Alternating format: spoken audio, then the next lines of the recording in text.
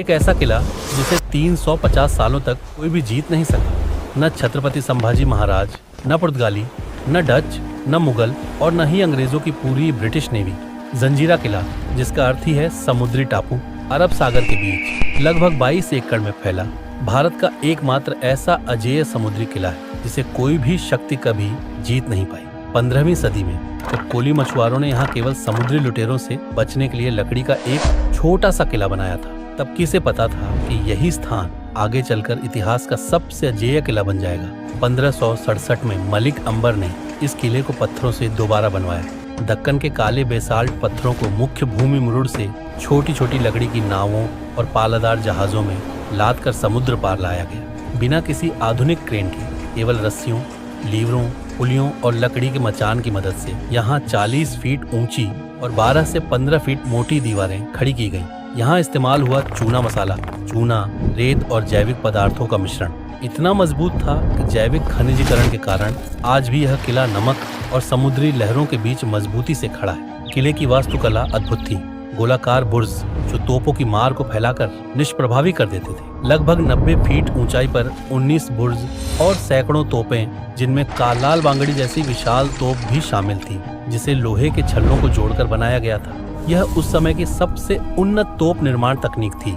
किले का मुख्य द्वार इतनी चतुराई से छिपाया गया था कि समुद्र से वह दिखाई ही नहीं देता। दुश्मन को यह तक पता नहीं चलता था कि प्रवेश कहां से है। इस किले की सबसे बड़ी रहस्यात्मक बात है खारे समुद्र के बीच मीठे पानी के कुएं और तालाब। ये कैसे संभव हुआ? प्राकृतिक चट्टानों और जमीन की बनावट ने वर्षा जल को संचित किया और चूने की दीवारों ने खारे पानी को अंदर आने से रोका। यह प्राकृतिक जल संचयन और अद्भुत इंजीनियरिंग का बेजोड़ उदाहरण था।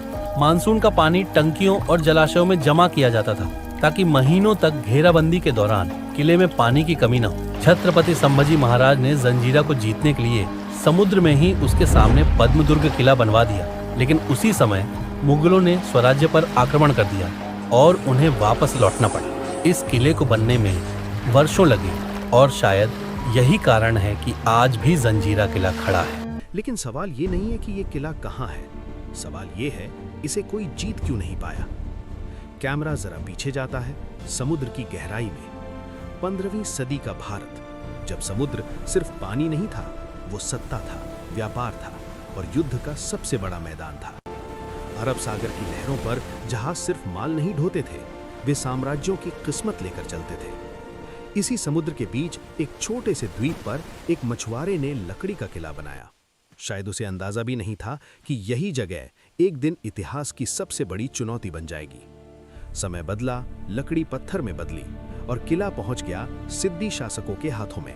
अफ्रीकी मूल के सिद्दी, चेहरे अलग लेकिन दिमाग बेहद तेज। वे सिर्फ योद्धा नहीं थे, वे समुद्री रणनीति के उस्ताद थे। जहाज चलाना, तोपें जमाना, लहरों को पढ़ना उनकी कला थी। समुद्र उनकी ताकत था और जंजीरा उनका हथियार। ये कोई आम किला नहीं था। चारों तरफ गहरा समुद्र, 5 से 6 किलोमीटर दूर तट, मुख्य दरवाजा ऐसा कि सीधे सामने से दिखता ही नहीं। दुश्मन तोप लेकर आता और खाली लहरों पर गोले बरसाता रह जाता। दीवारें लगभग 40 फीट ऊंची, 19 विशाल बुरुज, हर बुरुज पर भारी तोपें। किले के अंदर मीठे पानी के कुएं, इतने गहरे कि समुद्र भी उन्हें खारा नहीं कर सका। सोचिए, समुद्र के बीच मीठा पानी, यही असली रणनीति थी। घेराबंदी महीनों चले लेकिन किला भूखा प्यासा ना हो। अब कहानी में एंट्री होती है स्वराज्य के सपने देखने वाले छत्रपति शिवाजी महाराज की। महाराज जानते थे जब तक जंजीरा खड़ा है, समुद्र पर मराठों का राज अधूरा है। हमले हुए, योजनाएं बनी, रणनीतियां बदली।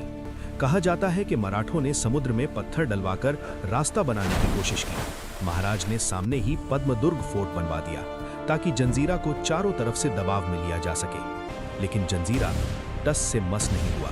तोपें दहाड़ी, दीवारें कांपी, लेकिन टूटी नहीं। फिर आए मुगल, फिर आए अंग्रेज। ब्रिटिश ईस्ट इंडिया कंपनी ने भी अपनी ताकत आजमाई, लेकिन हर बार समुद्र ने जंजीरा का साथ दिया। कहा जाता है इस किले की दीवारों में ऐसा पत्थर लगा जो नमक के पानी से और मजबूत होता गया।